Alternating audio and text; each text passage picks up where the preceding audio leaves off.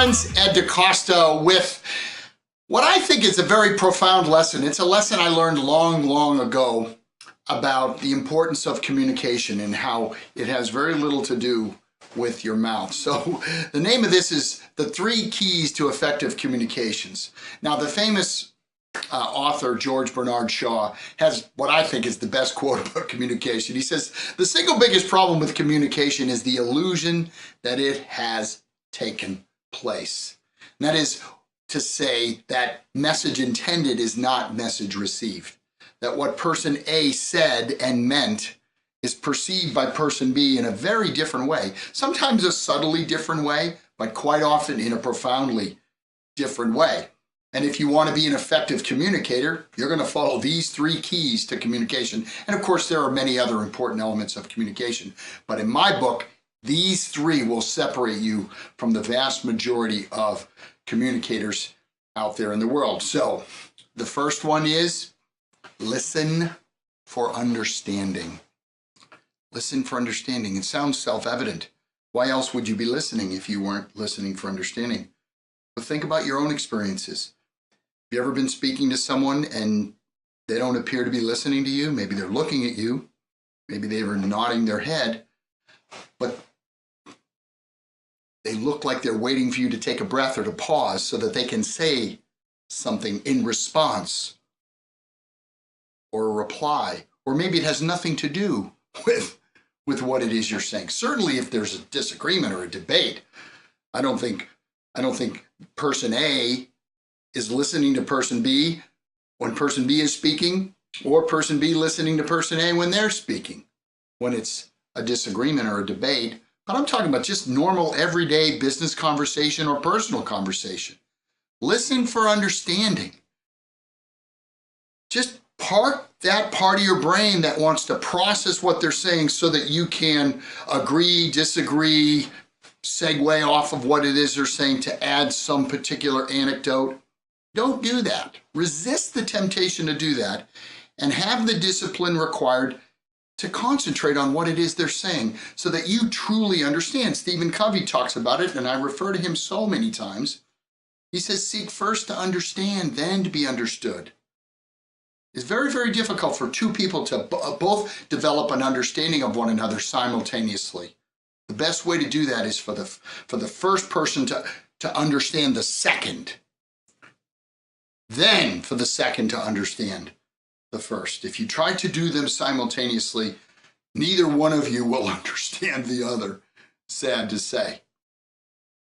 So if the first key to effective communication is to listen for understanding, the second key is to confirm your understanding.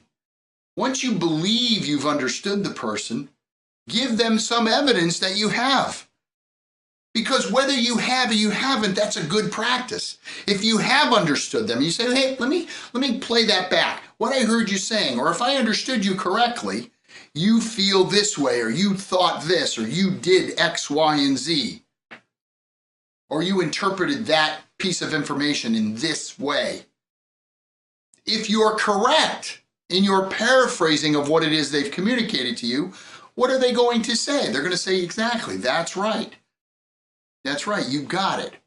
It's important to note here that when you paraphrase, when you play it back for them, what I heard you saying, or if I heard you correctly, it doesn't mean you agree with them. You may, but you could say that honestly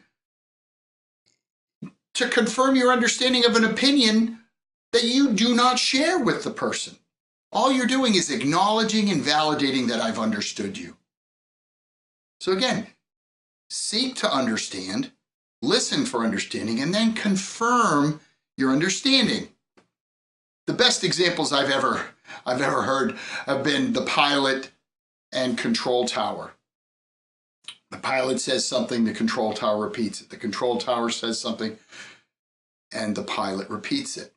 Of course, the consequences of miscommunication in that particular set of circumstances are obviously catastrophic.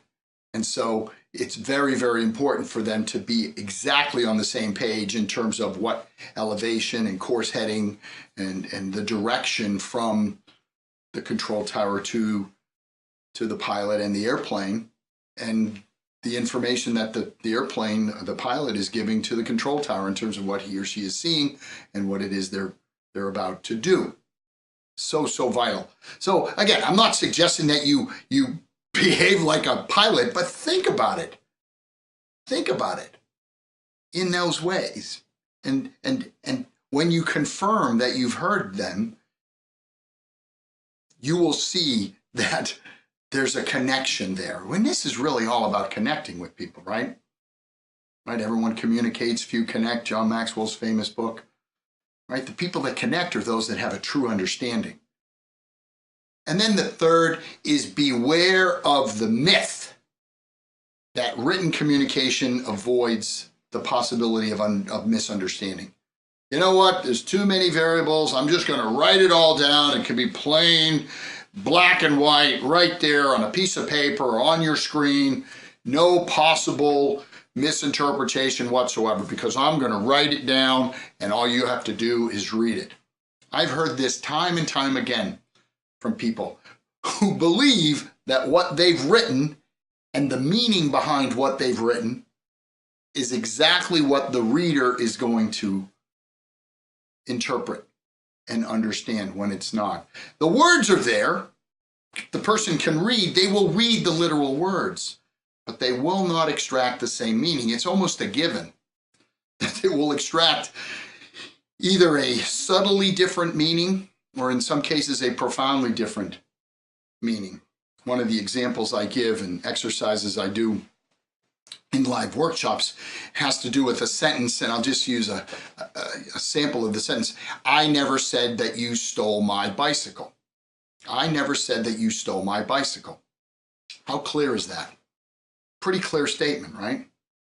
I never said that you stole my bicycle. Compare the complexity of that sentence to a typical email. It's pretty straightforward and simple. You would think that 100 people would interpret that sentence in pretty much the same way. I never said that you stole my bicycle. But watch what happens when you change the emphasis from one word to the next. What if what the person wrote was really, I never said that you stole my bicycle? What is the implication of the emphasis on I? Of course, it's that someone else said that you stole my bicycle. I never said that you stole my bicycle. Now I'm accentuating, I'm exaggerating the word said. What is the implication of that emphasis? It's that I think you stole my bicycle, but I've never said it out loud. I never said you stole my bicycle. You get the point. I said you stole someone else's bicycle, but I never said you stole my bicycle. The point is, it's the same words in all of those examples, but the meaning of those words are fundamentally different.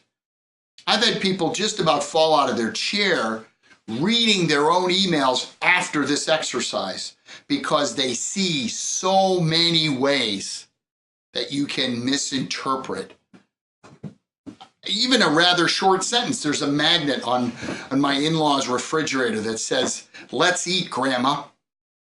Let's eat, Grandma. Okay? In one, it has a comma, and the other one, there's no comma. And it's a joke about punctuation. And of course, the difference in the meaning is fundamental, isn't it? In one, you're inviting Grandma to come and sit down and share a meal, and the other one, you're saying, hey, everyone, let's make the meal Grandma.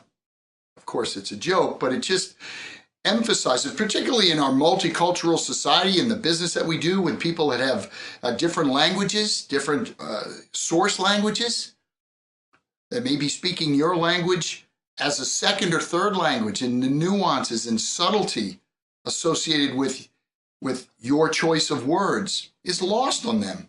It doesn't mean they're not intelligent. Of course they're intelligent. It just means they didn't understand what you intended.